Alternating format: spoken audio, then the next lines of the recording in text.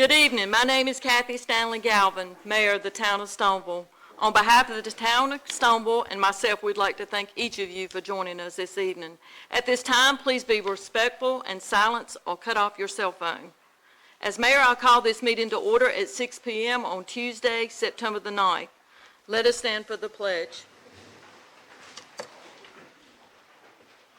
I pledge allegiance to the flag of the United States of America, and to the republic for which it stands, one nation, under God, indivisible, with liberty and justice for all. Mayor Pro Tem will lead us in prayer. Let's pray. We are all called to follow Jesus, called to move as he did among the people, to feel them, to care for them, to touch them, and to be touched by them. Called to discover and share those gifts of our hearts, our hands, and ourselves, and place them in God's hands for which they came. To blend our gifts and our talents to build our community and our town. We ask these in your name. Thank you.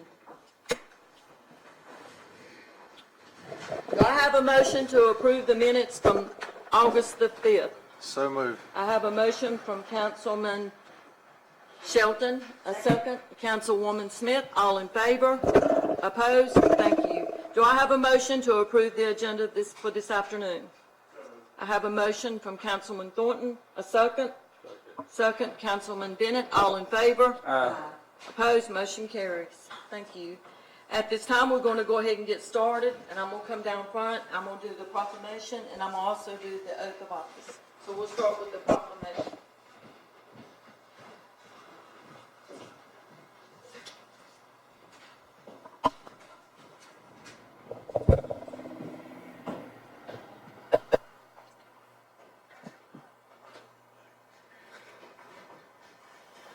In recognition of Constitution Week, whereas September the 17th, 2025 marks the 238th anniversary of the drafting of the Constitution of the United States of America by the Constitutional Convention. And whereas it is fitting and proper to officially recognize this magnificent document and the anniversary of its creation. And whereas fitting and properly officially recognize the patriotic celebrations which will commemorate the occasion, and whereas Public Law 915 guarantees the issuing of a proclamation each year by the President of the United States of America, designated September the 17th through the 23rd as Constitution Week.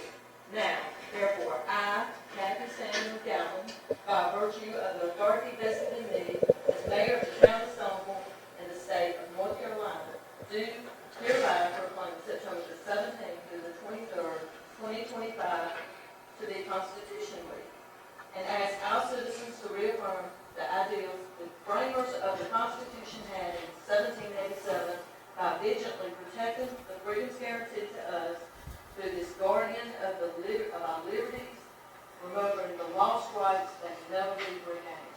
In witness whereof, I hereunto set my hand and call to Residential Suburban, North Carolina, to be affixed on this document on this 9th day, September, in this year of our Lord, 2025.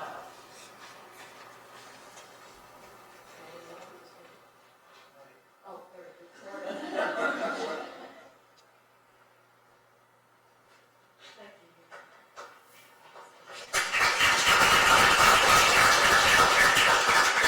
I'm going to do the oath of office. Do you have something to say? She's got it. This is the thing for we had it. Thank you so much. And she has a copy. Now we're going to do the oath of office for the finance officer, Marion Greer. And Levi, you good? Whatever you're comfortable with. Levi was going to help her hold the Bible.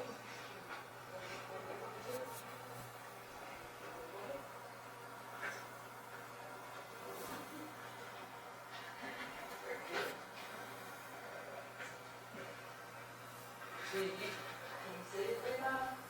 Okay. Can you? Right, your left hand, your right. Do you, Marion Greer, solemnly swear that you will support the Constitution of the United States, and that you will be faithful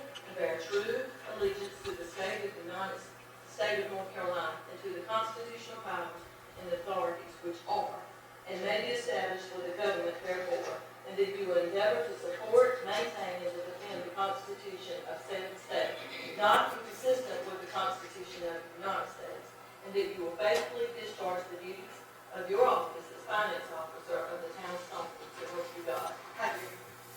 Thank you.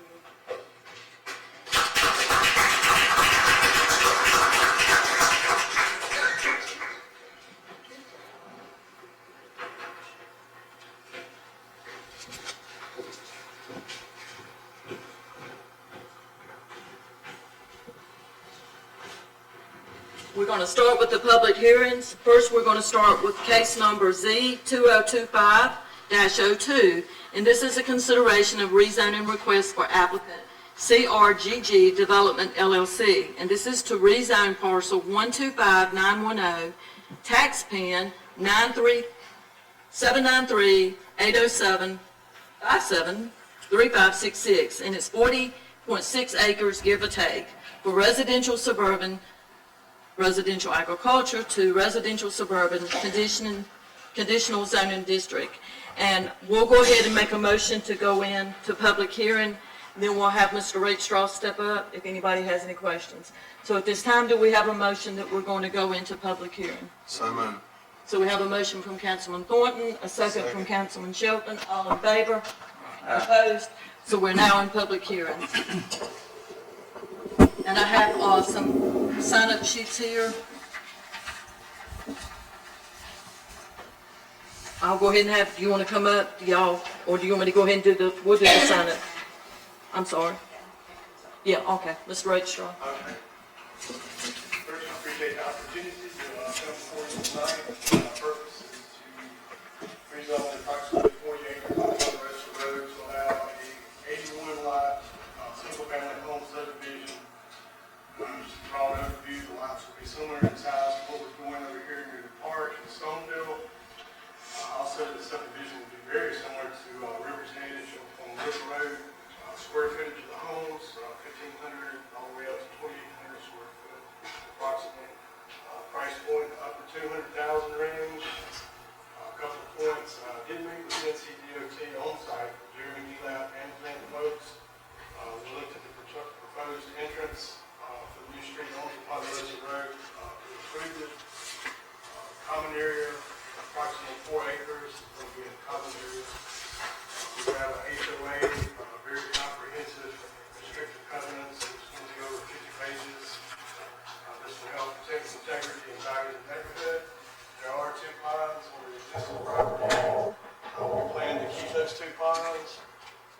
Sewer capacity. And we've been in touch with Bill Lester, who's the town engineer. He has confirmed that the Church Street lift station can handle the capacity of 81 additional homes. The planning board meeting last week with a couple of citizens expressed concerns about an ongoing flooding problem near the park, near the trailer park on the south end of Church Street. And it's been an ongoing problem. We noted that. I recommended we reach out to Jeremy Delap with NCDOT, kind of work together. I think there's a pipe down there that needs replacing. And anyways, summary, I think it's a great project, great investment for the town, and I'd be happy to answer any questions you may have. I have a couple. My first question, you're going to have an entrance off the Ponderosa Drive. Are you going to have anything off of Church Street? No, sir. So you're going to just have one entrance in and one entrance out? Is that what you're going to have?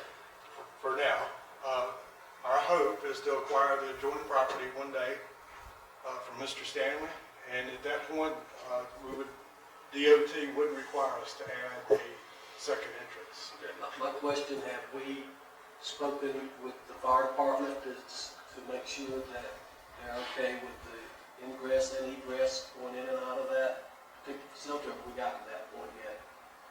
The fire department's aware of it, also, fire marshal is aware They're of aware of that. it. She looks at that, yes, she's looked at the radius of the turns. And they were okay with that, and Public Works has been made aware of it, and they're okay with being able to make sure that we can do the taps for water and sewer and everything in there. Okay, so and you're looking at about 81 lots, lots, and they're about, what, a quarter of an acre probably, somewhere around there. Roughly. And they're gonna be just pretty similar to what you have, not the first project you did on Price Street, but the one that Correct. you're working on now. That is correct. And, you're doing all the water and the sewer and all the roads and everything. That's right. And then we would build all the infrastructure, the water, sewer, the streets, then we would turn it over to the town. The town would accept it once That's right. everything was taken care of. Okay, Good questions. I'm fine with that. Thank you, Mr. Extraw. And I would just like to say that I think that it's great that we still have people investing in our town and bringing new homes to our town, because that's where the town actually benefits from a tax base, because we get that ongoing tax base every year, and that helps us to be able to do the things that we can from the tax base for our town. So thank you for pursuing this. Any further discussion? Okay, we'll go to the public comments. First on the public comments, when I say your name, if you can tell me your address, would be Bobby Stanley. And, Daddy, what's I call him, my daddy Bobby. If you stand up there, you have 3 minutes to Okay, make I comments. got you, 628 Bobby Stanley, 628 Young Road, Stoneville, North Carolina, 270, boy. And what I'm here for, I was on the planning and zoning board for the county 6.5 years, county commissioner board. The county, it has to have development. I'm talking about, the only way you're gonna get stores or whatever, get people like this. What this gentleman's asking to do will meet or exceed the housing in this area where he's talking about. It'll be an improvement. I think it's 250, 75,000 or whatever. It's gonna be a tremendous improvement over the rest of it. I'm giving him a sewer right away down that branch up. In the long term, it'll help us to. We got, like, I want to go to this. 2.25 cents that sales tax stays here, 1/4 cent goes to community college, 2 cents stays here. The only thing in this town we've got right now reducing it, and a lot of times it exceeds the property tax. $1 million at 2% is $20,000. The Dollar General hits that probably 2 or 3 more times, maybe Clever's Garage. And I don't know how the hardware is doing. I don't see a lot of cars. We hope he stays here with more people. And when you go to housing, I got a few trades. I'm not impressed with them. Let's be honest with you. I think housing is the best way to go. It's just a better tax base. Everything about it's better, and the support for the business here too. Stoneville used to be a thriving. When I was a boy growing up, that little house there at that golf course, town, every building was occupied. They had a ticket drawing every Saturday morning, and it would fill this town plumb full. I was tobacco warehouse. Stoneville Furniture at its peak was about 850 people back to the Kelly. The buying power was built in, the place to thrive. And then you had the China trade deal that sucked everything in this county. This county got the same problem towns as everybody else. It's bad, and if we don't get enough people to support this business, it will never come back. I'm pro-business, and I'm for what he's asking for. And I thank you. Any questions? Thank you. Charles, I'm gonna pass you since you spoke, correct? Okay. All right, next is Paul Ewan, and if Mr. Ewan, if you'll stand up and state your name, address, and you have 3 minutes to comment. You're welcome. First of all, I'll give each one of you a copy of something I put together years ago about the drainage, the whole part of the town. All right. It's okay. Now, we've had, I agree with the rezoning. But what my biggest thing is all the water, if you look at those, all the water from this part of town goes right by my mobile home park. I've had it flooded, and we went to DOT about getting a bigger pipe that comes right out at we're right here, and they said, well, they wouldn't do anything. And I say we need two 60-inch pipes going under the road like this, Stone Mountain, Church Street, to cover the flow of water that's going to come out. If you get 2 inches of rain, we're flooded. And I say approval should be contingent on getting the proper drainage set up. And the DOT, they told us years ago that, no, your pipe's big enough. Well, it ain't big enough, because we've had the water flood and go over the road on Church Street, right where it comes, and then just above there, where the pond is, there's a pipe coming in there. Both those pipes should be at least 60 inches to cover the flow of water coming through, because down the road, when you got all the development, all the streets and everything going to be put in for this, it's going to be a lot of more drainage. And the 2 inches of rain, you know how it rains around here sometimes, then we have a problem. And I'm going to be the recipient of it, because I've had the whole lower part of my park flooded up to where they get in the doors to the mobile homes. And years ago, we had two big pipes. We finally got the town to take those out, because the Church Street said that they would like to go ahead and get the property so that you get into the sewer plant, and so therefore they wouldn't have to cross over where the two pipes were. So that alleviated the problem of drainage coming through. But right now, those two pipes, they need to be bigger, and DOT, that's where it has to happen. So I think, and I just say, make it contingent on getting good drainage, and I don't have a problem. And I agree with the tax base it will create for the town. The town has needed, over the years, more and more and more housing for tax base for the town. Thank you. Thank you. This is all of the public comments. Do you have any further discussion? We'll come out of public hearing. Do you need to make a comment? Do you want to make a comment back? Yeah, I'd like to ask Mr. Ewan, so the flooding area you're talking about is pretty primarily in the entranceway at the bottom of Church Street.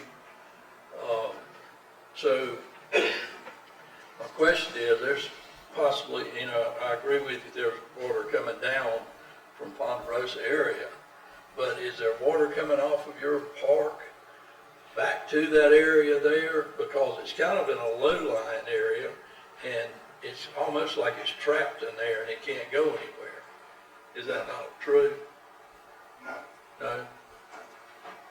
The creek comes right down before the edge of the park. The creek comes down through there, and that's before, and then where the whole park borders that creek line off of Ponderosa area. So once it goes under the road there at your entranceway, where does it go after it gets there? Where does the water go downhill any further?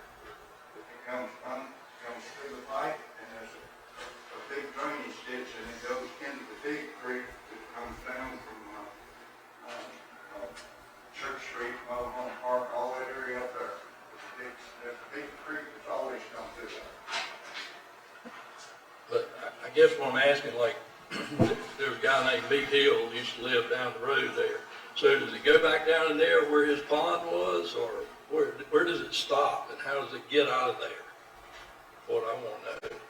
Well, it's got to come through the pipe. There's two pipes all over Ponderosa, all that area up there has two drainage pipes, and they're not big enough to handle water if you have a big rain, especially if you develop the roads and everything. And I'm not against development at all, because the town needs a tax base. It should be contingent on making sure that the drainage is good. The DOT wanted them to have the authority to put a fair pipe in, I would say, because that's the way it is. Well, if I may, Mr. Bennett, well, the the town of Stoneville really doesn't have anything to do with Church Street because that is a state-maintained road. So anything that's done on that road as far as drainage or anything, it's going to have to be done by DOT. And I think Mr. Rexstraw has done his due diligence. He's talked with DOT, and they're very aware of what's going in there. So hopefully they will do whatever needs to do to make sure that if there is a problem, that's taken care of. So I think, the developer has done his thing to get with DOT to make sure they're aware of it. And they know that this is probably coming. So I'm assuming, and hopefully, don't assume anything, but I'm hoping that DOT will do what they need to do to make sure that the wastewater, or not the wastewater, but the stormwater is being able to be carried downstream to that creek or wherever it needs to go, so there won't be any problems in the future. Could I say something? I had Jason up by the road to DOT at that time, it's been several years ago. That pipe goes under the 2 or 3 of the trucks at night. It would have it's a 4-foot, I think, James Nickel put them in after when he built it. And it's just not big enough for the water. Yeah. It filled up, it comes right down the roadside of the road, it fills up. But I can assure you, DOT, I probably shouldn't be talking, but American shut me up, but I'm sure DOT will do whatever DOT has to do within its property, but I don't think DOT is going to be able to go on to private property and do anything. That would be something that them and the proper owner, if it's on the trailer park, for them to come up with a solution to make sure everything flows like it should. But I agree with you, Ms. Stanley. Any further discussion? Do we have a motion to come out of public hearing? So move. I have a motion from Councilman Thornton, a second from Councilman Farmer. All in favor? Aye. Opposed? We are now out of public hearing. I'd like to make, if it's appropriate to make a motion at this time, Yes, sir. I'd like to make a motion based on the findings and the recommendation provided by the Stoneville Planning Board to approve the rezoning request Z-2025-02 and the reasonableness and consistency statement as presented by the town staff for this project. So I have a motion on the floor from Councilman Farmer. Do I have a second? Second. A second with Councilwoman Smith. All in favor? Opposed? Motion carries. We have another public hearing to go into tonight, so do we have a motion to go into public hearing? And this will be for case Z-2025-03, and this is a consideration of the rezoning request from applicant AVENTZ LLC to rezone 3 parcels identified as tax pin 793-806-490-861, 793-918-309122, and 793-918-400-162. And this will be from residential agriculture to residential agriculture / conditioning zoning district. So at this time, do we have a motion to go into public hearing? I have a motion from Councilman Thornton, a second. Second, Councilman Bennett, all in favor?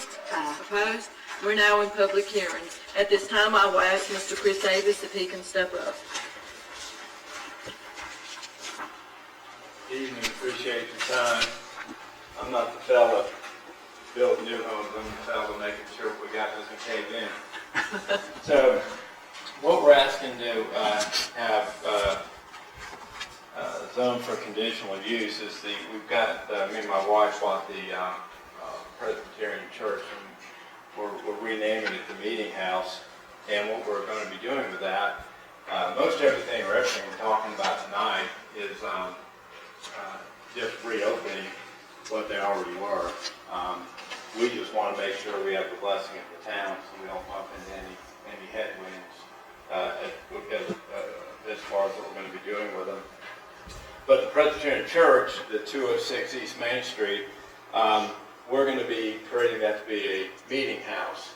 And that's going to be a facility that's going to allow for it to be a wedding venue. It's going to be a larger church for smaller churches that can meet with it. It'll be part of the business development center. and then also provide community programming with such things as bluegrass festivals, holiday community, that kind of thing. Times for all the facilities, everything will close down at 9 at night. And then with everything vacated by 10, we realize it's still a residential area, and so we're making sure we're maintaining that as well.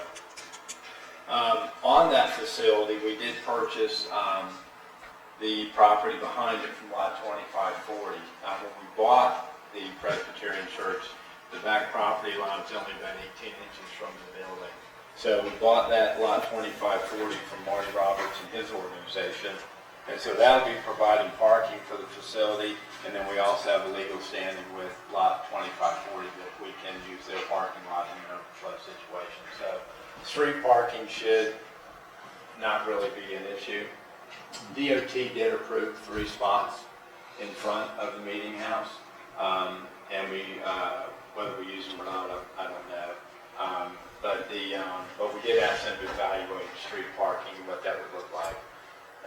And then as we get open and using the facility, DOT will return to take a look at a possibility of a crosswalk between the meeting house and the next facility that we got into. Before we move on from the meeting house, if you take a look at this part of the meeting house, you'll see on the back of it, there's a 15-foot addition that's going to go on the back of that.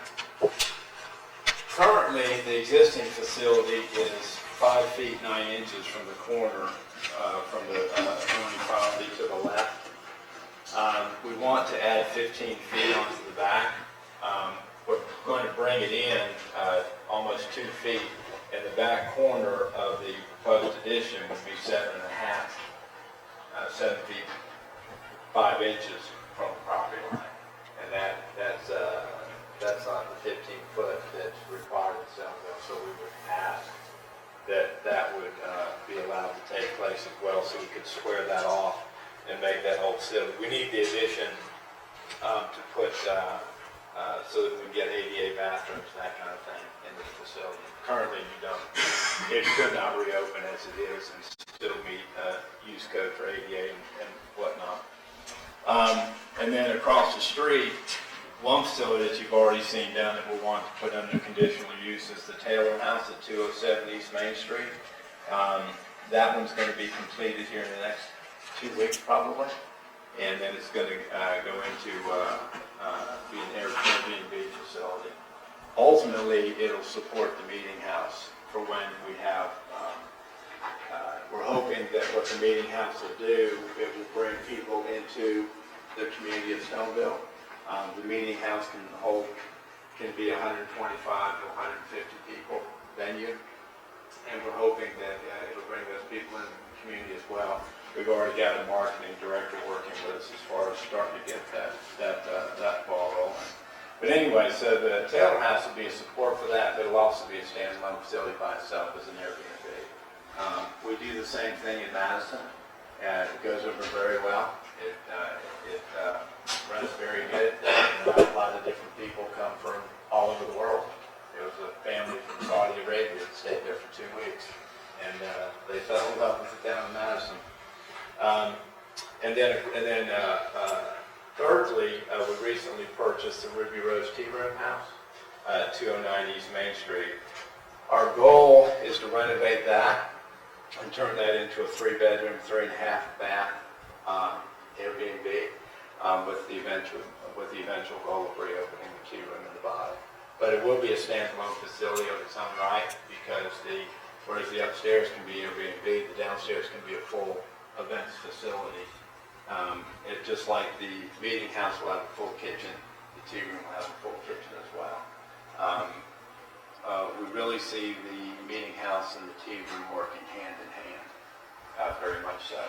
And so it'll be attractive. They'll be architecturally great for a given time period. The tea room, as we can understand it right now, was started in 1895. So we'll be bringing that back to life so that it can be enjoyed. We won't do much for the exterior. We're going to leave the appearances as they are for the small town. And then but we'll be doing a major upgrade and modernization to the interior, so. And on the tea room, we've had an agreement to buy, from Mrs. Hilliard, she's in the brick home on the corner.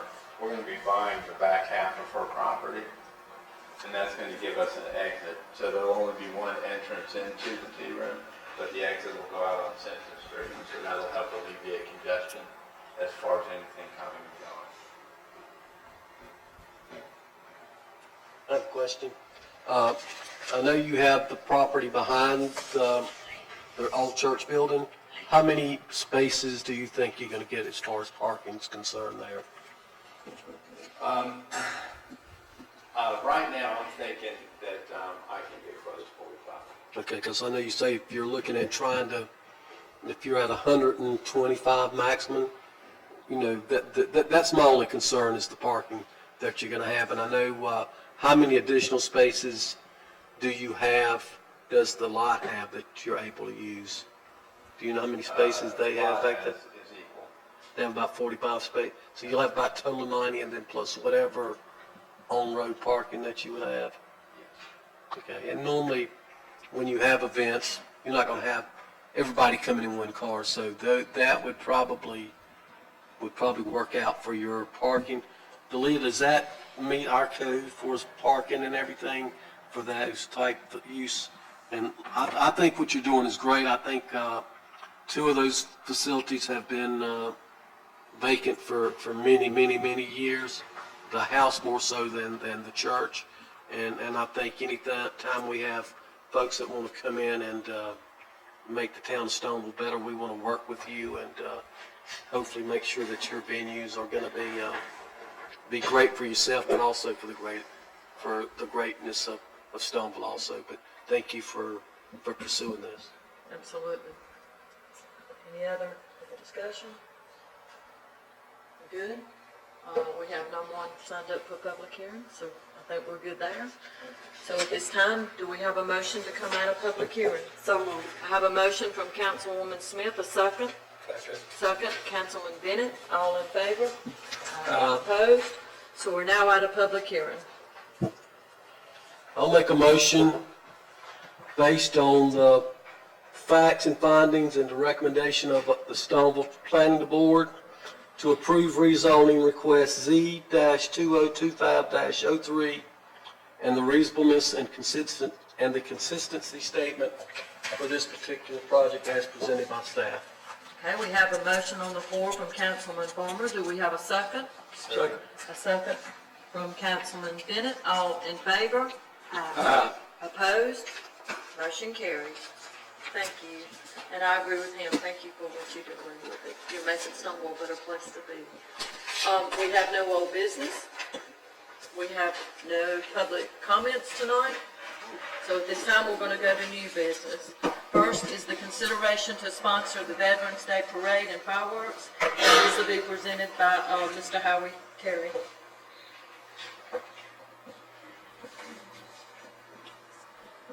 Good evening. Good evening. Distinguished members of the board. I'm Howard Terry. I am the new owner of formerly Ray Funeral Home in Madison. But Stoneville's my people. So I would say that. I bought the business in Madison, but I'm from Shallows. Stoneville owned me. Last year was the first year that we did a Veterans Parade. The town of Madison was gracious enough, being the first year, to provide money for the fireworks, which was $5,000. There was a group out of Greensboro, a veteran-owned group that did the fireworks display. They have agreed to do it again this year for the same amount. But we are asking for sponsorships this year because obviously, Madison gave us the money the first year, but we're trying to get kind of everybody involved this year, from towns to small businesses. And I think that, having events like this where we can incorporate all 3 towns in Western Rockingham County, it gives us a little bit of leverage to compete with the other side of the county, Eaton and Reidsville. So basically, I'm just asking for corporate sponsorship from the town of Stoneville. I'll be asking May and Ann, and of course Madison's already agreed. Last year we included both the fire department and the police department in the town of Stoneville, as well as May and Ann. And we're just wanting to be a lot bigger this year. We had about 80 entries last year, and it went over very well. So that's what I'm here for, and so if y'all will just consider that. How much is your corporate? So the corporate sponsor's 200, small business is 100. We try to keep it as low as we possibly could. Like I said, we're trying to raise $5,000, and so it's not going to take a whole lot to get there, but the sponsorship includes, we have a Buck Shelton with the Mayadam Town Council. He does drone video footage, so at the end of the parade, he'll release a drone video and put music behind it. At the end, it'll have all the sponsors listed on there, and then of course there'll be a banner there the day of, plus Facebook recognition from the Madison Merchants Guild as well as me. All in favor? I do have a question. If you can tell me, how much have you already raised? About $1,200. And I just started. You just started? Mm-hmm. So I'm going to be hitting up a lot of the smaller businesses around Madison, Mayadam, and Stoneville. I have two questions. Where is this parade and fireworks? What area? So last year, the only parking lot big enough to hold it was the Madison post office. Okay.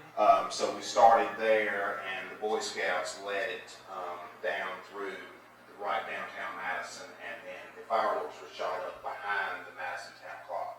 Okay. Okay. Is your objective to be like a break-even proposition on this? Or if you have any excess money, if you have a... Excess would be to carry it on year after year. And if we had the opportunity to, buy American flags for the kids to hold or wave, stuff like that. But yeah, money would be with the Madison Merchants Guild to, we're separating the Veterans Parade from anything else, if that's your question. Yeah, so it's going to stay with the Veterans Parade whether we use it this year or next year. So you'll have a fund designated just for this particular item? Correct, yeah. Is that overseen by the Merchants Association then? Mm-hmm. Okay. But if we decide to do this, we do write a check to the Merchants Association for the Veterans Day Parade. Yeah, in the middle of Veterans Day Parade. Like I said, you guys don't have to decide in front of me if you don't want to. I don't have a problem with it. I think that, I've got 2 or 3 more months left on this council, and I've been talking for 10 years now that I think that all 3 of our communities, the Madison, Mayadam, and Stoneville area, we need to come together a whole lot more and combine our resources and do stuff to make this whole area better. And this might be something that can jumpstart that. So I'm going to make a motion that the town approve the $200 corporate sponsor for the annual Veterans Day Parade fireworks and parade. And I've already made the motion, but it would be nice if we called it the Western Rockingham County. I'll take that to the higher ups. Instead of it's not called Madison, right? No. But if we call it the Western Rockingham County, because, we get left out of everything in Rockingham County, so I'm not sure, because, with the chamber, it's Western Rockingham County Chamber, so Right. That's just an idea, but I'll put the motion on the floor. For the record, last year, he had all 3 mayors, and I cannot think of any other thing since I've been up here that he had Madison, Mayadam, and Stoneville mayors participate in that. Well- So the towns had already come together way before. So it is a great event. And the only thing that I'll say, we're recognizing a group of people that gives us the liberty and the ability to do what we've been doing for years and years and years. And without our veterans, none of us would be up here doing what we do and living in the country that we live in. So I think just because of recognizing our veterans, $200 is a great gesture on the town's part. So I have a motion on the floor from Councilman Farmer. Do we have a second? Second. Second, Councilman Thornton. All in favor? Aye. Opposed? Motion carries. Or did we designate an amount? 200. 200, Yes, sir. Next is a consideration to sponsor the Stoneville Rotary Fall Festival. This will be presented by Miss Mitzi Evans. I sure do. I do, thank you.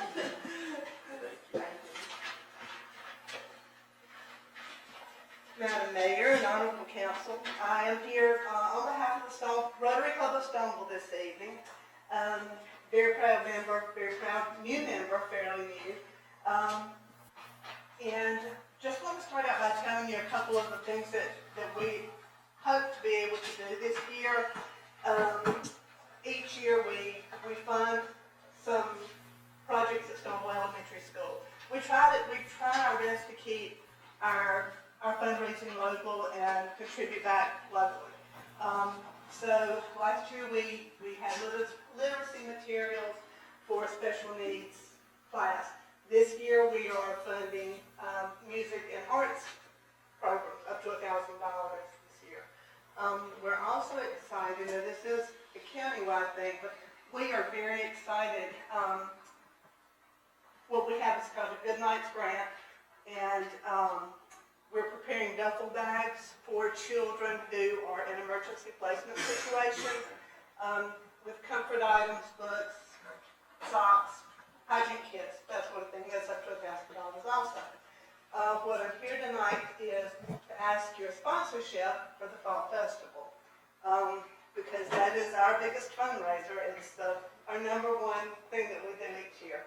And everybody should be very familiar with that. We have a great time, but we do rely on our sponsors to help throughout the year by donating funds. From what I understand, the town has given $500 the last 2 years, so I would at least like to ask that unless you all in favor. But anyway, if you can make a corporate sponsorship to the Rotary Club of Stoneville, we certainly would appreciate it. I'm gonna make a motion that we do the $500 sponsor. This is something that we do every year, and it's one of the biggest events that done in the town of Stoneville, and we get that money back by just the visitors coming here, and they don't not only come to the Fall Festival, they go to Debbie's, they go to 573, they visit the little supermarkets, and they probably spend that much in gas and food to do that. So I commend you for doing this. The only thing I'll say is, Mr. Stanley's been here the last 2 years, and I think Miss Evans is a little bit prettier than Bobby, but we're still, I'll make that motion that we give the $500. But I just want to thank the Rotary Club, because, they don't have a large group of folks involved in their program, but they do a lot of good for this town, and they are great servants to not only the town, but to the people of this town, and I appreciate what y'all do, and that's what small town is all about, is doing these events to bring people to our community and giving back to the people here as well as bringing people here. So thank y'all for what y'all do. And I second that motion. So we have a motion on the floor from Councilman Farmer, a second from Councilwoman Smith. All in favor? Opposed? Motion carries. And to follow up with that, we meet the first and the third Thursday at Debbie's. I'm a president 3 times, will not do it again. She is our upcoming president. We do a lot of good. We've got a lot of upcoming in this town that we're going to be announcing and doing. And I'd be willing to say, and Tammy's a member, and 3 people sitting up here is a member. Doing strong for 80 years. Yes, and I imagine probably 90% of what we make stays right here in this town and we give back. There's not a person that comes in our organization that doesn't come in there that we offer and we donate and give back. So we welcome you to come anytime. And I promise you, if you come on once, we'll ask you to be a member. So thank you, Mitzi.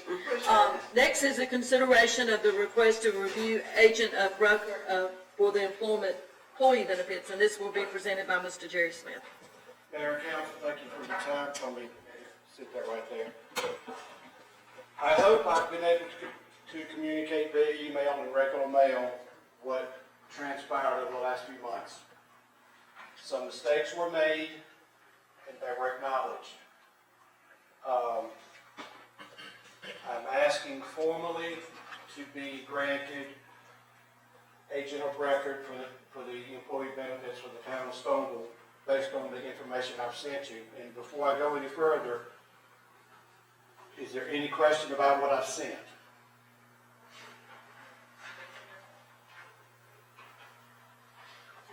Okay. I have one too, and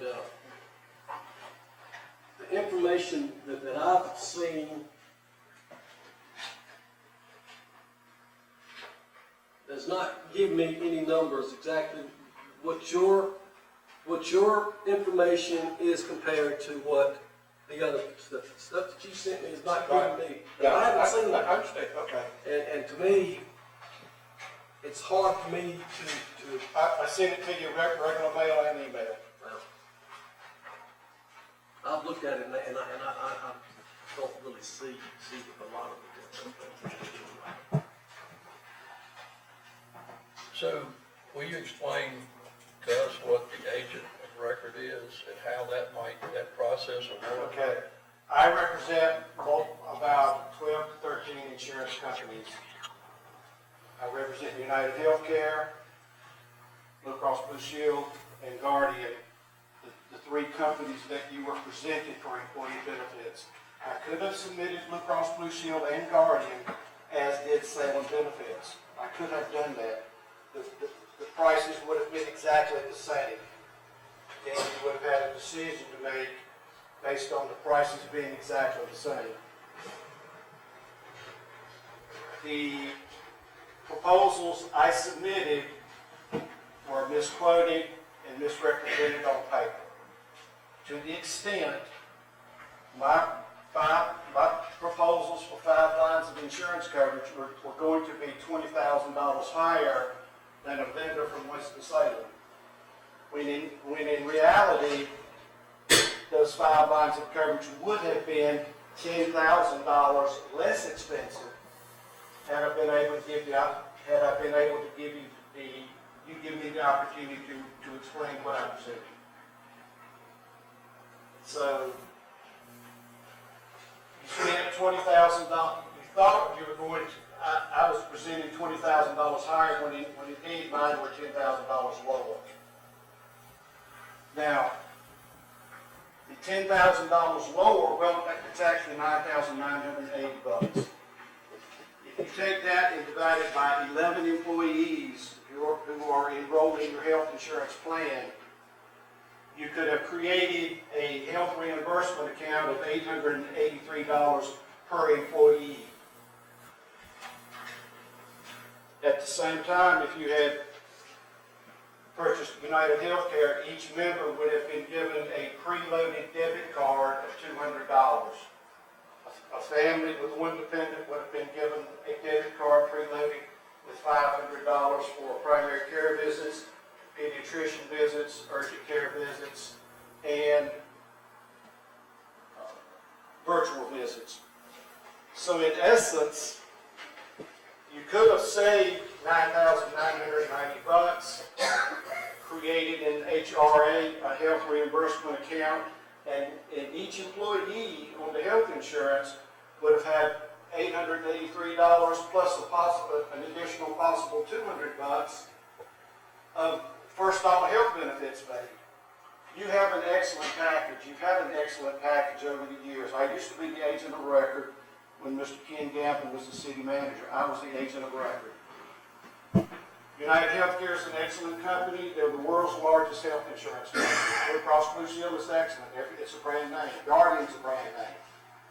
I could have quoted those exact same lines of coverage. But, again, your administration made mistakes in printing and publicizing and presented to the council what I proposed. You acknowledge those? Mr. Sands has acknowledged those. So what he created was me being adversely selected against. And I'd like, as a citizen, taxpayer, and a vendor, I'd like to be awarded the business. Any discussion? So, what is the liability to some of our policyholders currently that's, let's say someone's already been in the hospital or run up medical bills and they're in the middle of their premiums or their policy right now. And so how does this process make a change? All right, first of all, I'm not asking you to make a change in your insurance companies.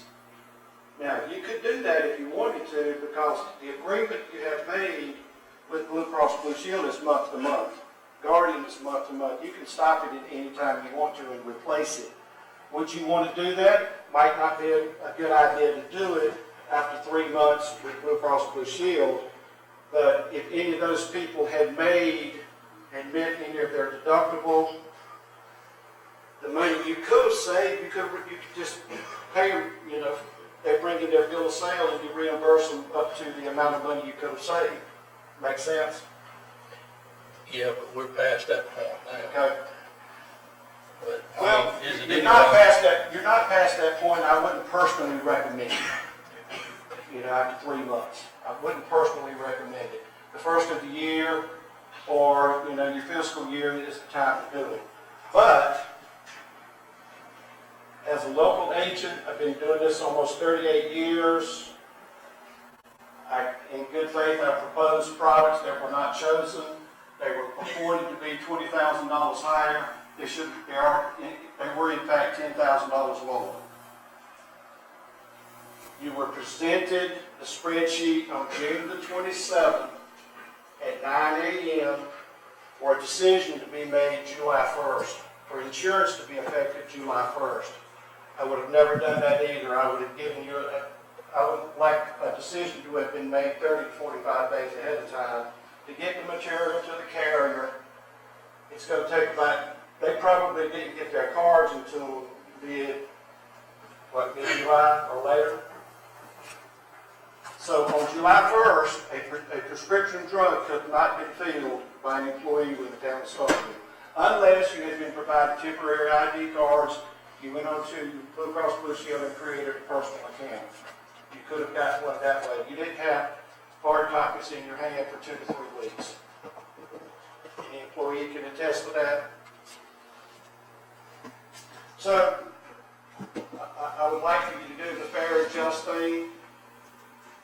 I refer to the rotary four-way test. So, any questions at all? Any? Well, I'm like Mr. Bennett. I have if we made a mistake, and I apologize on behalf of this council and staff for the mistake that we made. But 2 mistakes is not going to correct it, and I personally think, and I may be wrong, that it might be a mistake to do what you're asking, because if we do what you're asking, then our employees may be in a situation,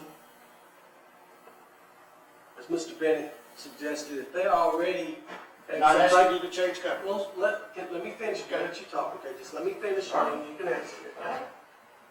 I do not want any of our employees to be jeopardized because of the mistake. If this council made a mistake, I don't want to jeopardize them, and I don't want them to be penalized if they've already paid for medical care and paid toward deductible. That needs to continue to be applied toward that same deductible that they have right now. They have their cards, they know what their coverage is, and I don't want to do anything to change that right now. I'd ask you to. And if you're going to save us, you'll save us $10,000, and our employees will keep the existing coverage they have, and it's going to be just like it was. No, if you had chosen me. Well, I'm still, but what I'm saying now, I can't do anything about you not being chosen. But what I'm saying now, if we did what you asked us to do, the employees will keep their existing medical coverage that they have now, and you're still going to save us, it's not going to be $10,000 now because there's 3 months past, but whatever that difference would be is what you would save us. If you change insurance companies, that's not what I'm asking you to do. All I'm asking you to do is change your agent. Make me the agent. Keep what you've got, ride right on, acknowledge your mistakes, what you've done. I would like to be the local agent for that, and a formal letter be given to me, deeming me agent of record for the case. With Blue Cross Blue Shield and Guardian, is what I'm asking.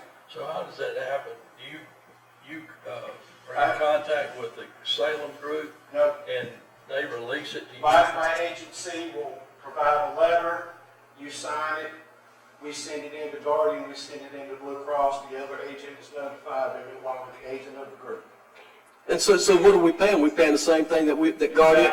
You keep exactly what you got. So we're not going to be saving anything by doing this? No. No, you've already committed. That's right. You've already committed to the price.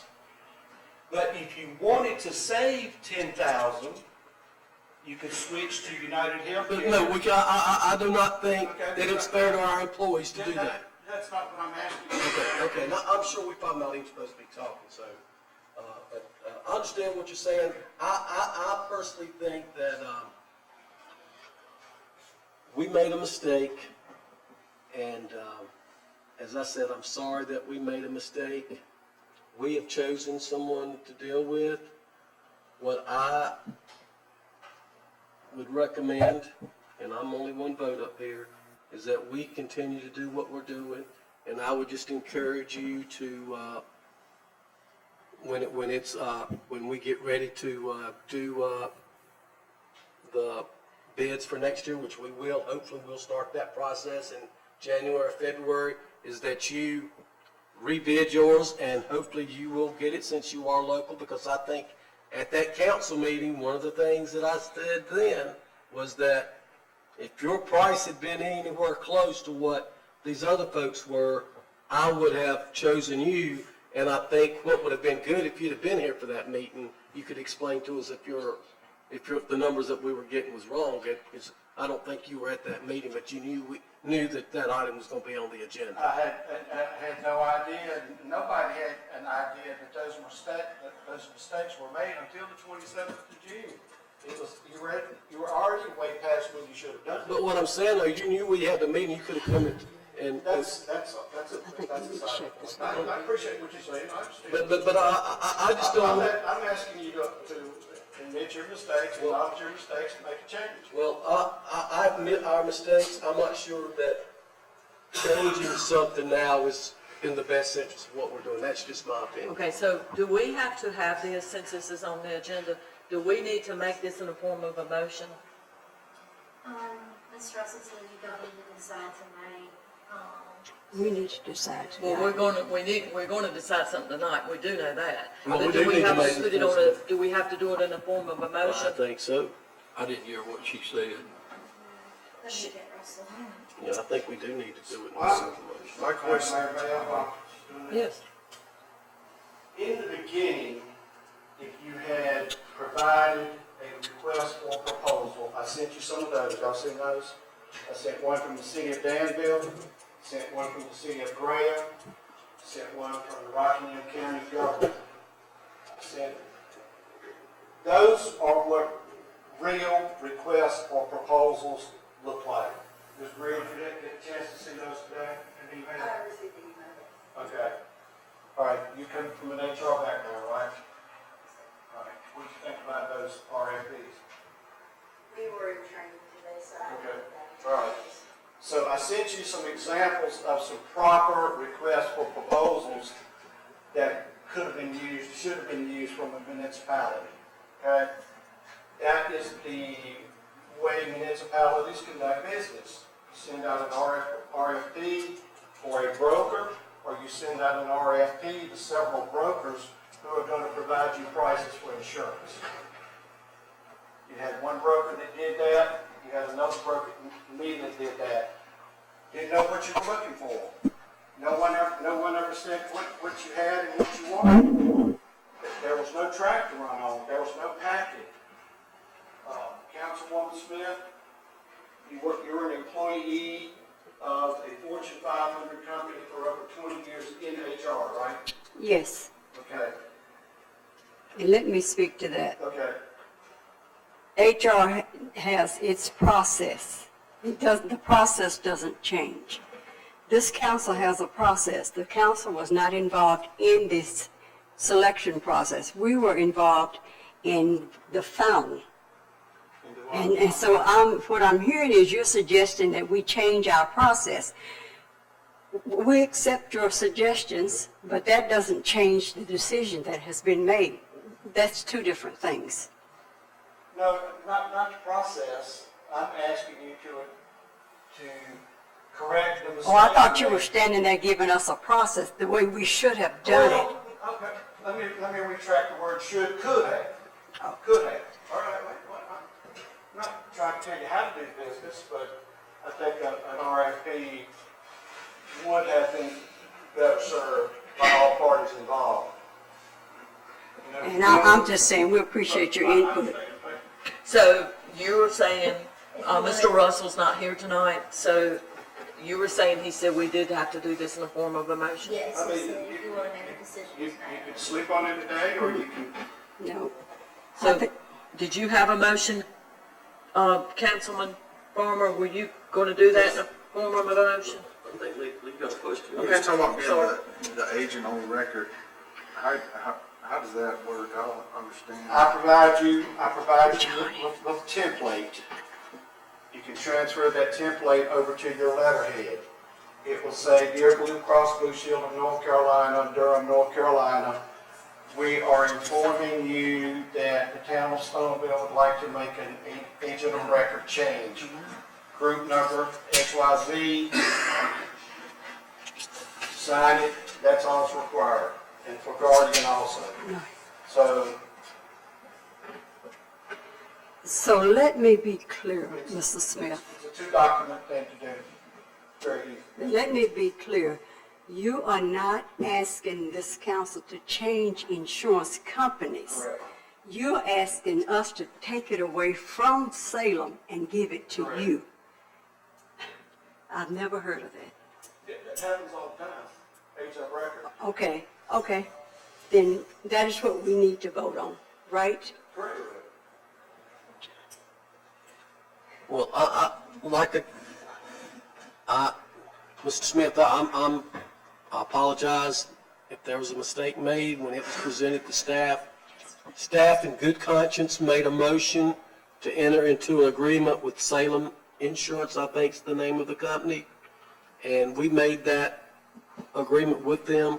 I apologize if the information we received on yours was not correct, but I want to do what's right for the employees, and I'm going to make a motion that we stay with our agent of choice right now, which is Salem, and continue to move on and encourage you to rebid when we do the bid process in 2026. So we have a In the form of motion. a motion. All right, I have a motion from Councilman Farmer. Do we have a second? Second. I have a second from Councilwoman Smith. All in favor? Opposed? We have one. You're not voting at all? You Based said, on the facts that I don't. I really don't know if it's going to affect our employees or No, not. not really. Well, I don't think, since you were present, I think the attorney could, I don't think, if someone's present, they cannot abstain from voting unless they're not here. If you're here, you have to vote yea or nay. So, I think Kurt, you have questions? I think We that's the can way address the your process questions. is. Well, again, it's a lot of unknowns to me. I mean, I'm not an insurance person, I don't know. There's a lot of things that can go wrong and cause somebody a whole lot of problems in their life. If what? If something goes wrong with the insurance policy that they have, I don't know. I'm not asking you to change insurance. I didn't ask you to change insurance. Well, He made a $10,000 mistake. And I live here, my property taxes just went up 87%. I just got a 25% utility increase. I'm a local vendor. You gave it to a vendor in Winston-Salem who never visited in person, correct? Never visited in, correct? Never visited in person. You honored the mistake and gave the business to a Winston-Salem vendor. I represent Blue Cross, I represent Dorothy. I think there's already been 3 votes anyway, right? Yes, so we had a motion from Councilman Farmer, a second from Councilwoman Smith. All in favor was Johnny, Councilwoman Smith, Thornton, you were opposed, and Miss Attorney, I'm sorry, I don't have your name. Does he have to vote yes or no? Well, it's 3. Well, either way, we gotta put on record what he puts. His vote would be a yes if he does not vote. what'd she say? I can't She hear. said if you did not vote, then it would be counted as a yes. If you vote, that you, That's what I thought. I'll keep you up or down. I say no. so we have 3 yeses and 2 nos, correct? Okay, Is there any more room for discussion from me? I think there's 3 yeses and 2 nos, there's no other discussion, correct? So this council is going to acknowledge mistakes, right? You're acknowledging mistakes were made to my detriment for me to be adversely selected against. That's what you've acknowledged, correct? Madam Clerk, make sure you have that down correct. I will send you an email to be made a part of the permanent record too, okay? Okay, motion carries. Don't appreciate it. Consideration to convert the part-time public works position to a full-time position. And this will be from, Mr. Sands? I'm going to turn it forward to Mr. Howard Curry for his request, basically one stage convert his current part-time, which is 3.5 days, will be to a full-time position. And there's a variety of reasons, one of which he is currently down one full-time position due to medical, and then the fact that with the increase of some of the houses, et cetera, that are being put up, and the improvements that are there, that the desire is to increase his capacity to be able to do those works. Do you have any further discussion on it?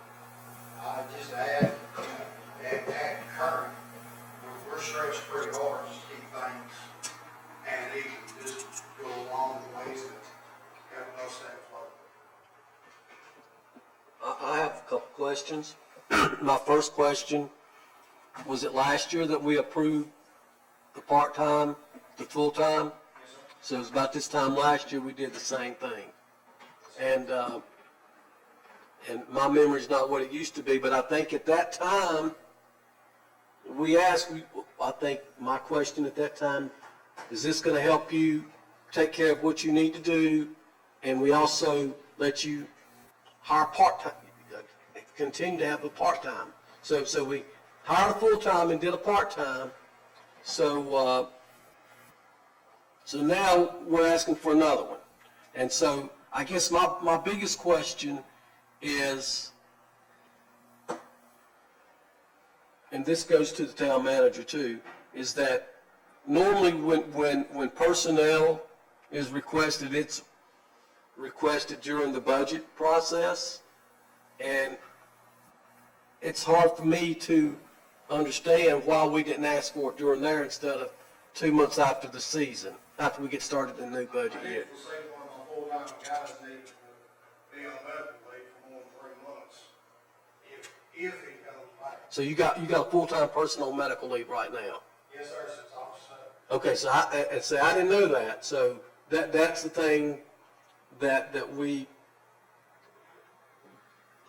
I guess, if this person comes back full-time, are you okay with existing the way you're set up right now? What if we?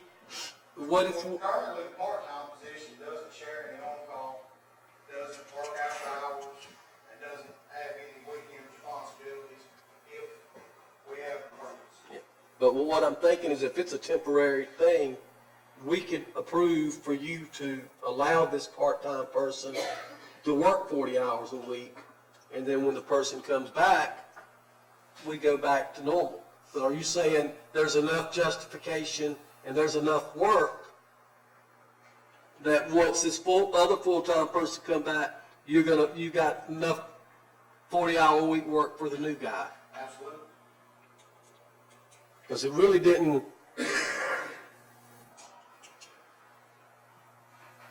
you know, I don't have a problem doing this, but I'm not going to be here to, but I would recommend for this council, if you're going to approve personnel, it needs to be approved during the budgetary process. And I know you've got, and I guess I'm a little perturbed about the whole thing is we were looking to hire, we budgeted to hire somebody in administration, but we're not gonna do that. We're gonna hire somebody in public works. So was that person in finance even needed? So I will say, we still are in need at Town Hall.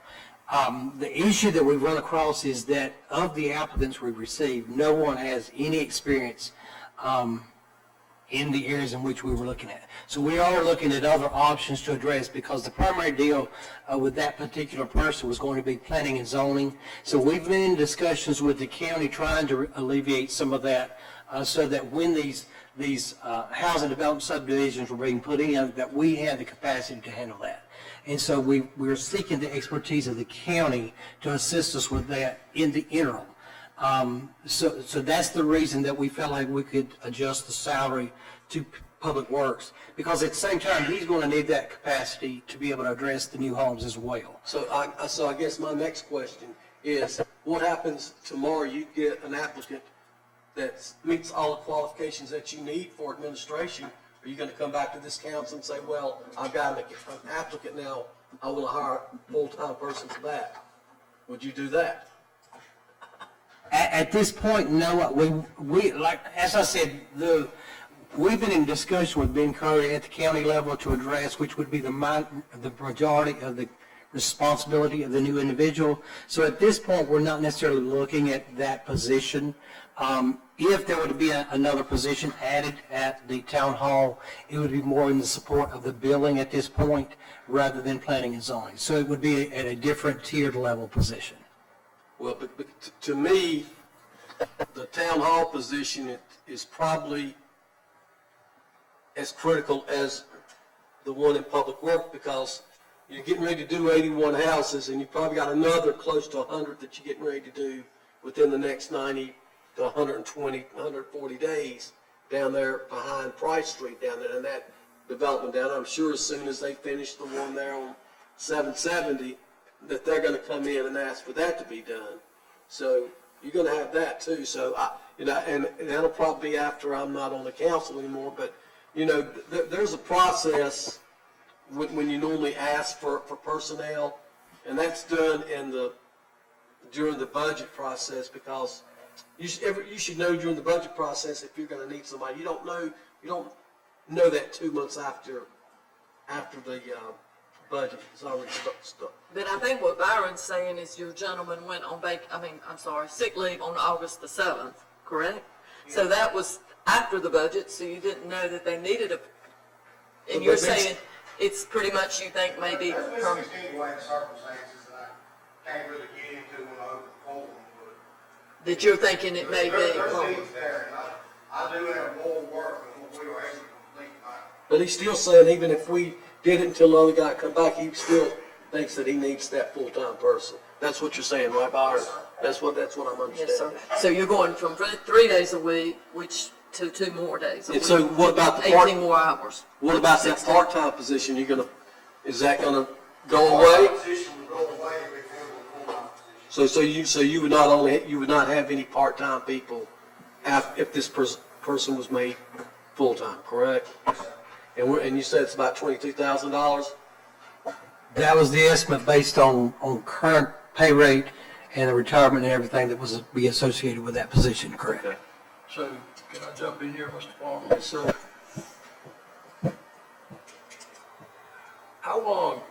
ask this, how long has it been since this gentleman was hired? Is that possible? Yeah, you can. When was he hired? Are you referring to the part-time position or the? Whoever's on medical leave. Oh, he was hired one day from me. So he's been here a year and a half, almost 2 years. So, I mean, the way I understand, if we can do it within the budget, why can he not do it? And that's the key there. That's true. I wouldn't care whether it's 6 people or 4 people, as long as we do it within the budget that we've approved. Can you do that? Yeah, I agree with you. But you gotta transfer 22,000 out of administration note. That's what you're doing, is you're taking money out of administration and adding to public works to fund that part-time to full-time. That's correct, right?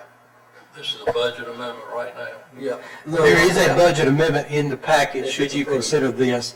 But at this point in time, that was the rationale.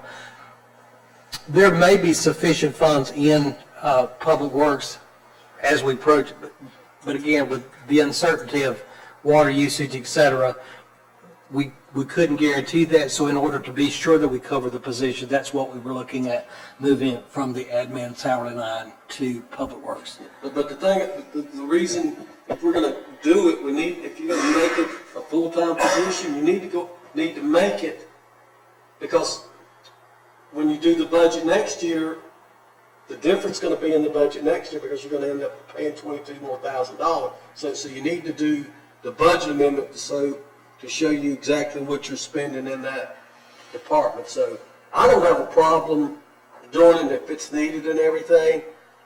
Let's just do it during the budget time. It'll be a whole lot easier on everybody up here instead of having to do that. And I will say that, I don't know if it was within the first week or so of me starting the position, that was a point of discussion that Byron and I had, that he would like to see us move that direction. But then when he went to proposing his budget, we left it as is, just to make sure that we were within the budget that we could produce for Public Works at that time.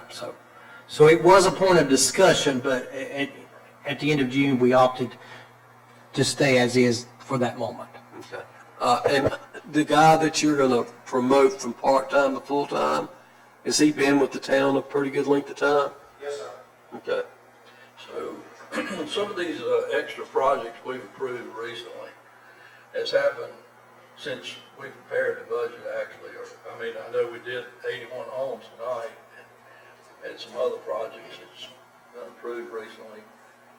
Is your labor need gone way up? Are you doing some things that you didn't think you were gonna be doing? You done, all of it done. We do pretty good at these things, moving in a positive direction, and as much of public request as we can meet. I mean, obviously, we can't do everything for everybody, but we try to do as much as we can. I'm gonna make a motion that we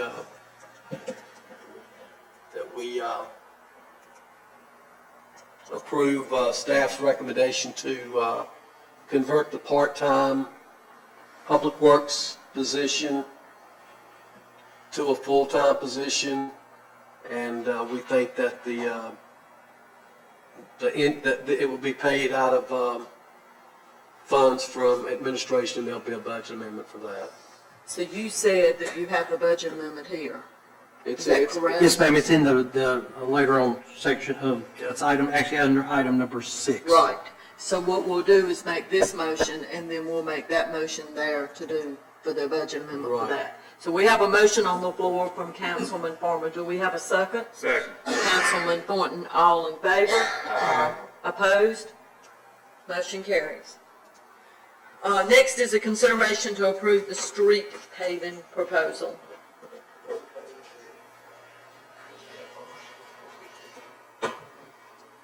Who will?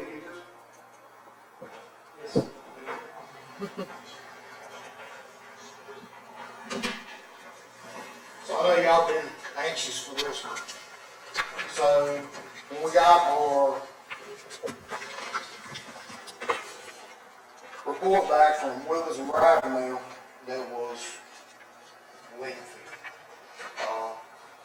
Going through it, and with the budget that was proposed, for what all we could get done, I'm making a recommendation for the areas of Midland Street, Clark, Stone, Glendale, Gold Eagle, and Huntley, that whole neighborhood, to go through the first round. I'm gonna call that phase one. First round of paving, I think, because the roads are some of the poorest in town, and they're some of the most traveled roads and most seen roads, and I think it will go a long way for a good starting point. You can see that I've listed the lengths and conditions as reported, costs. Now these are the Withers Ravenel costs.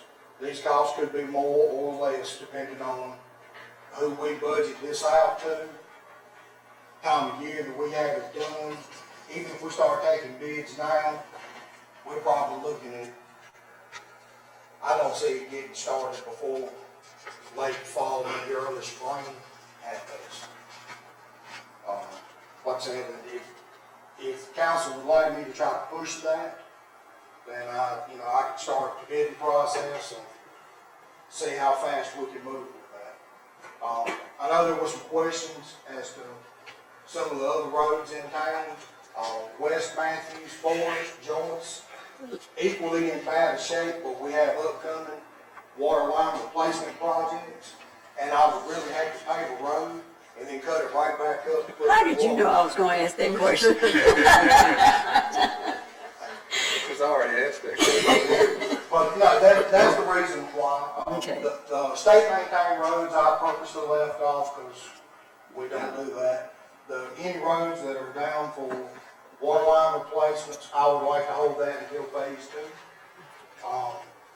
As you can see, from this little bit here, which, like I said, I would think it's, in my opinion, it's only my opinion, I will go with what other council decides. But that's $355,000 and a little change. That would give us about a 20% cushion if prices go up or adjust. Or if we don't spend it, we can still put that back to phase two and add to it.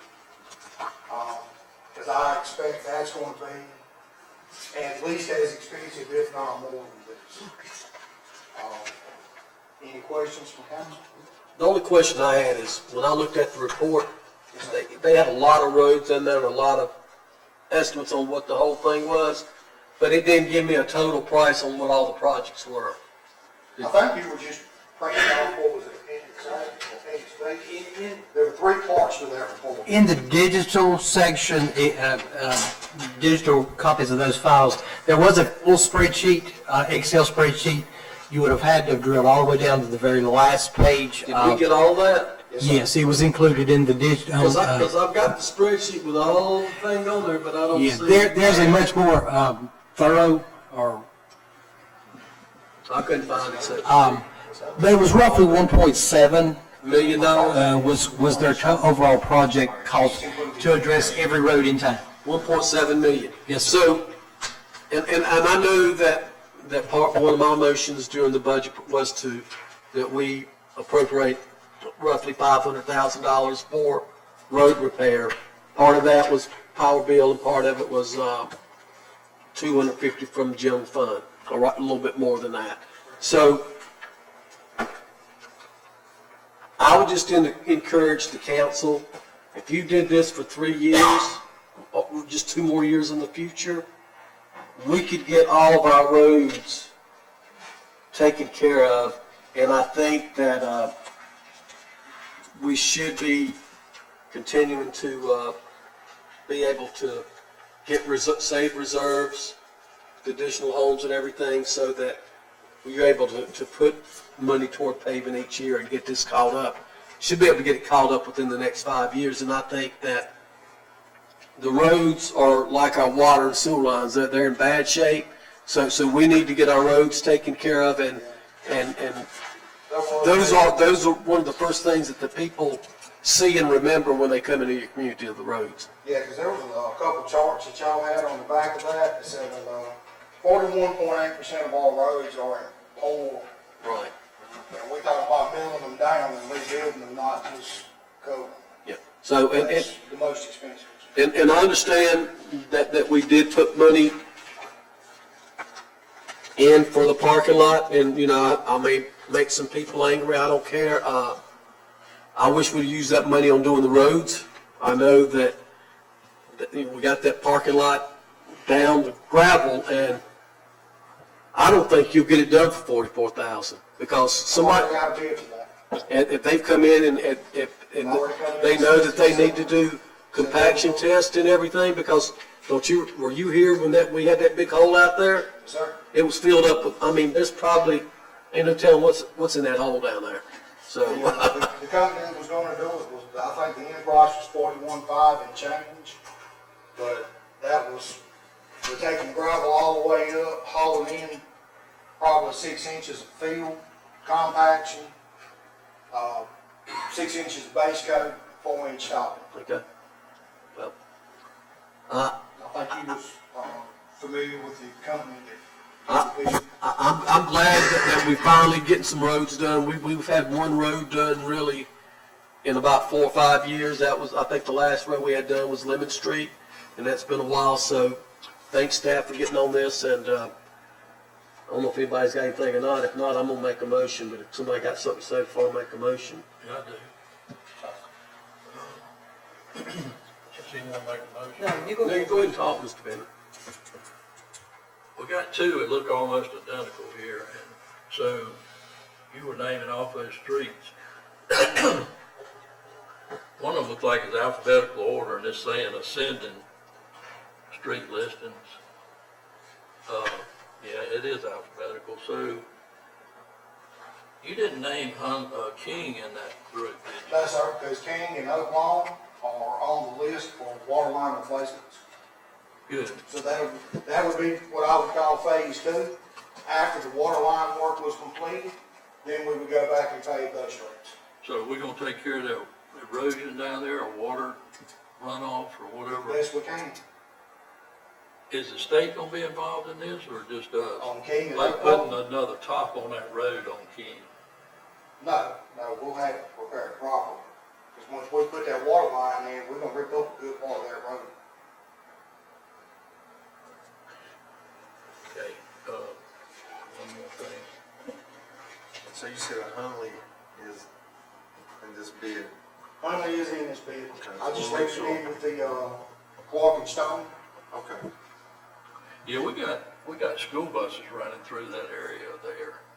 Goes into Hunley and loops back around on Matthew Street. Yes, sir. They are hard to make a turn. Okay, that's all I got there.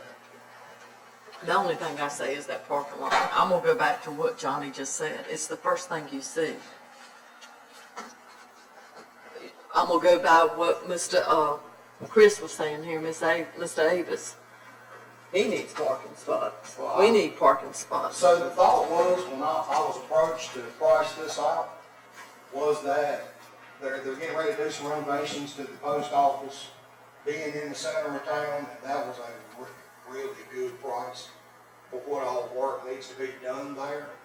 And parking in the downtown is, it's out of premium. Is that the only quote you got? Is Sorry? that the only quote you got? That's right, I got 3 quotes, that was just a low one. I mean, you think about the bank coming here, how many public parking places is in that bank? If you have 4 people working there, I'm gonna give you 3 people working there, and you have 5 customers, you know.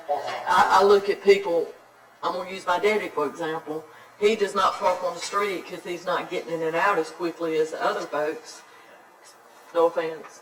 But I mean, he parks there in that bank parking lot for a reason, so he can open up his store and get in and out in his leisure and not having to rush on doing something And else. I was kind of looking more to the line of like town events. Exactly. You know, if they could set up there, or, you know, Christmas, or Well, Mayday. you got Christmas, you got the whatever bank. else we so have come. It's just, it's an eyesore, it's ugly. It's ugly, there's nothing, I pull out of there every single day and look at it. I mean, the streets need it, I'm not saying everybody needs it, and it's not. I'm trying to correct something that's going to. Byron, I appreciate everything you do. You know, it's not a time I don't ride out here that y'all are busy and doing what you do, so I appreciate it. I'm just saying that everything needs to be done, but that's just not pretty. I have a question. When we did the budget, we said there was going to be a total of $500,000 for the paving. And if you look at this expense report that Byron gave us, it's only $450,000 about $50,000. Where's that other $50,000 at? So if you look at the header sheet, it says 250 and then 198,000, which was in the current power bill line item. We have not received the first installment on power bill for this year. So we're anticipating another 44,000 coming in power bill this year. So that money will also Go into be coming back to us to spend that money hopefully by the end of the year for roads also, because you can probably get a couple done within the 48,000. So I kind of like to start with a smaller footprint. Like I said, that being around the school and that section of town is already going to be highly disruptive. Considering it's been a good little bit since we've had anything paved, I would like to start with a smaller scale, to find a good company, to build a good relationship, and, you know, hopefully hit the ground running on the next level of projects. You know, But I'll try to start a little slow. I just kind of bear with me. And Councilman Farmer, I also say, in addition to that, there's still 20,000 that is not allocated on this header sheet that we reserved for him, because there is still sections of town that's going to require some patching. Right. So there's an additional 20,000 that was put in his budget for just patching. I just want to make sure that we get the most for that $500,000, because I know we're getting it this year. You don't know what's going to happen next year budget, so I just, we want to get as much as we can for the road repairs as we can. So nobody else has anything, I'm going to make a motion that we approve the road resurfacing information that was presented by staff. I have a motion on the floor from Councilman Farmer. A second? Second, Councilman Shelton. Any further discussion? I want to clarify one thing. I had a discussion with someone the other day that people were not going to be able to park in the bank parking lot anymore because the bank was here. Is that going to continue to maintain to be public parking? So the lot next to the bank will continue to be public parking, but the bank is, or the credit union is also being acknowledged that they will be able to, or we told them they would also be able to use it for customers. So it will still be a parking for public purposes. We don't need to show an ID out there whether you park it. So we have a motion, we have a second. All in favor? Aye. Opposed? Motion carries. Thank you, Byron. The next is a consideration to approve the budget amendments that we just spoke about. It would be 09092025-1 and -09092025-2. And that was per the discussion that we just had for, number 4.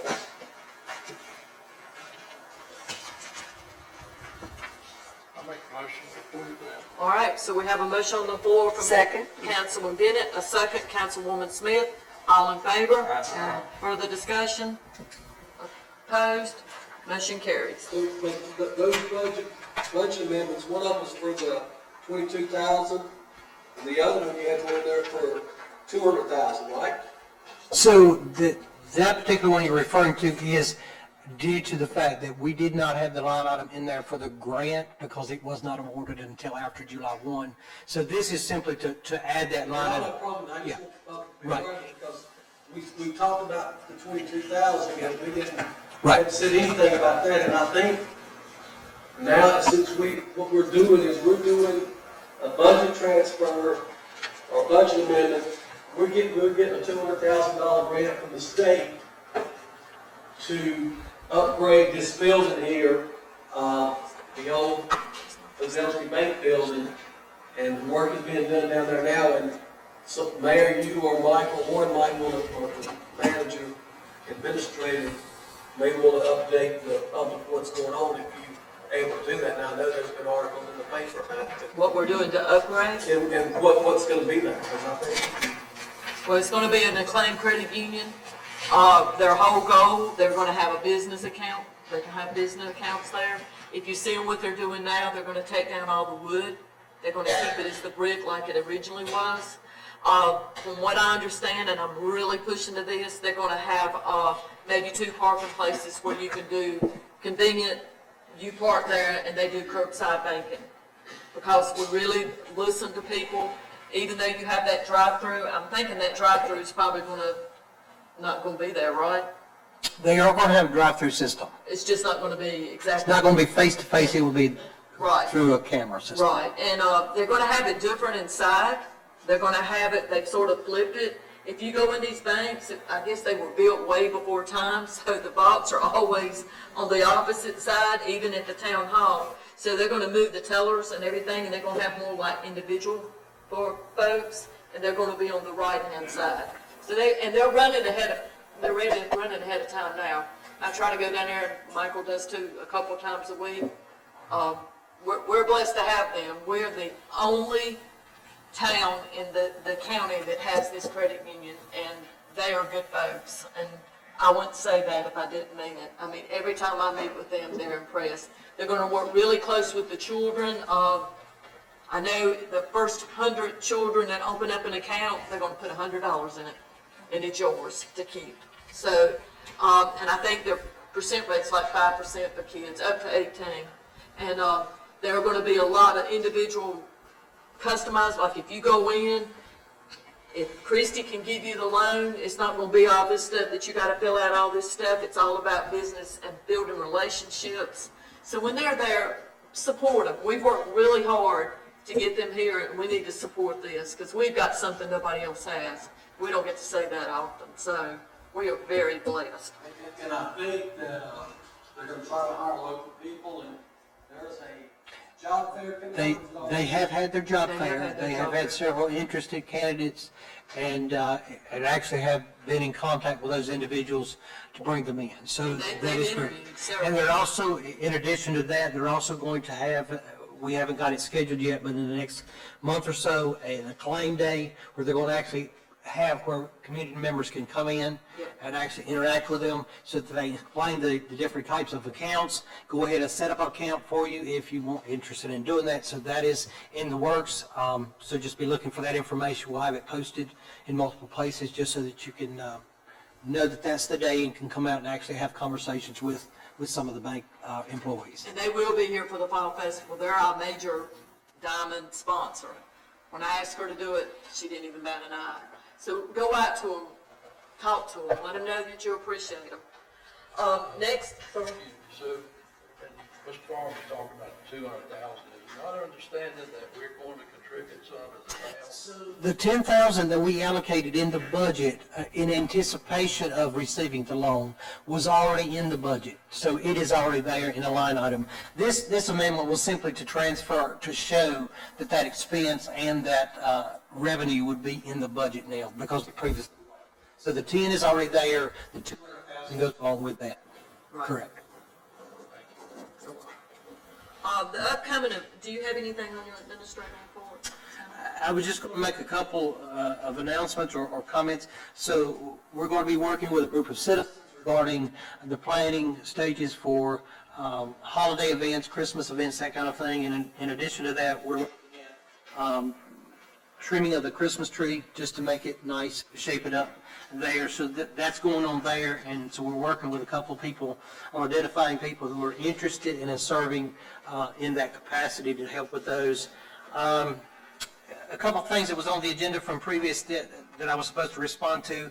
So I know the question has come up about King Street. We have been in consultation, I promise you, with Bill Lester about looking at that issue. Byron's been involved in some of those conversations. At this point, Bill still does not have a good recommendation on how we can address the concerns that Mr. Hodge had previously. So we are still in that discussion. And that's pretty much, the rest of them have been covered already, so. Okay, thank you.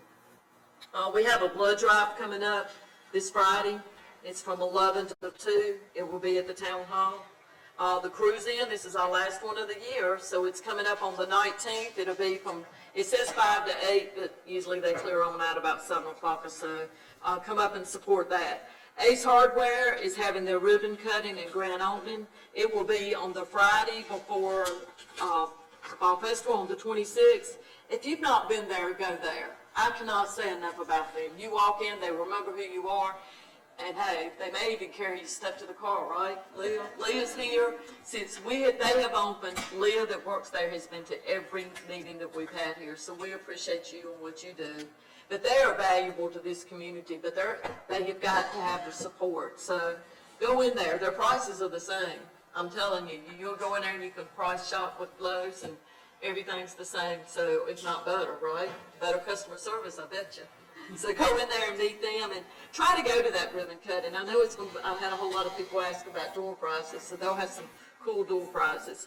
And as discussed, our Rotary Fall Festival is September the 27th, and it's from 10 to 5. There's a lot going on that day. That is like a big family reunion. Yes, Tammy? I want to say something about that. I would like to see, I hope everybody from the town, say will come. The people on the board, some of us gonna be there anyway, but it'd be nice to see y'all walking around. A lot of people say they don't want to see it, so they like to come up and complain to you, but they might still talk to you. They say, oh, we need to see her. But anyway, and I've got 115 minutes. That's the most we've ever had. So I would like to do a shout out to public works. We want them to close on the street, they get the clothes for me, or they got stuff out there for it, the police department, and fire too, because you know, if they got calls, they got to call. They have got a lot of different varieties of this community that we never had before.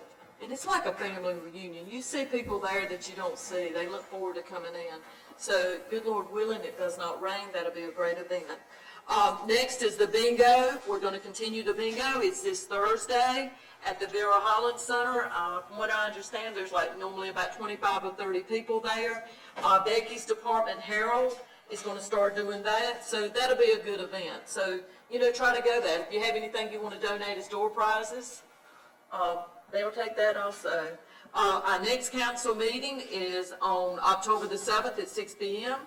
And I think that's all we've got going on today. Mayor, one additional thing, and I forgot to mention it. I did receive a letter from the Museum of Archives of Rockingham County where the board agreed to contribute $4,000 in recognition of what they do for the county. So I did receive a thank you letter from the executive director acknowledging that, and just they wanted to make you aware of that tonight. Okay, thank you.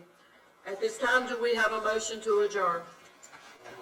I have a motion from Councilman Shelton, a second. Second, Thornton, all in favor? We are adjourned.